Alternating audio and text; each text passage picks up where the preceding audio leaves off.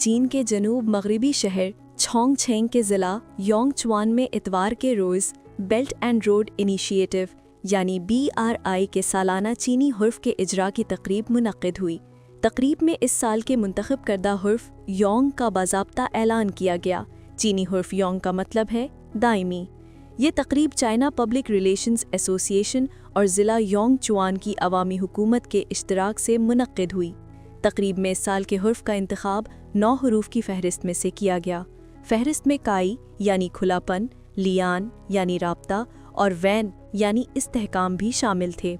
China public relations association के सदर गु वी मिन ने कहा कि चीनी हुरूफ बैनुल-अक़वामी राब्ते और बैनुल-अक़वामी रसाई के लिए कुलीदी हैसियत रखते हैं। उनका कहना था कि तकरीब के मकसद चीनी सकाफ़त को फ़रोग़ देना, चीनी तहज़ीब के दायरे असर और कशिश को बढ़ाना और बेल्ट एंड रोड मंसूबे से मुंसलिक ममालिक के अवाम के दरमियान रवाबित को मज़ीद मजबूत बनाना है। तसिंगहुआ यूनिवर्सिटी के प्रोफेसर हुआंग तियान शो ने वजाहत की कि हुर्फ योंग पानी की लहरों से मुशाबहत रखता है। ये वक्त के बहाव और चीनी सकाफ़त की पायदार फितरत की अलामत है। उन्होंने ये बात ज़ोर देकर कही कि योंग तारीख़ी तसलसल के साथ साथ देरपा ताउन और दोस्ती के एक पुरुमीद तसव्वुर की नुमाइंदगी भी करता है।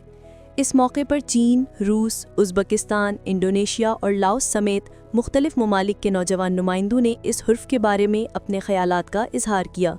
चीनी हुर्फ के इजरा की ये सालाना तकरीब साल 2016 से मुनक्किद हो रही है।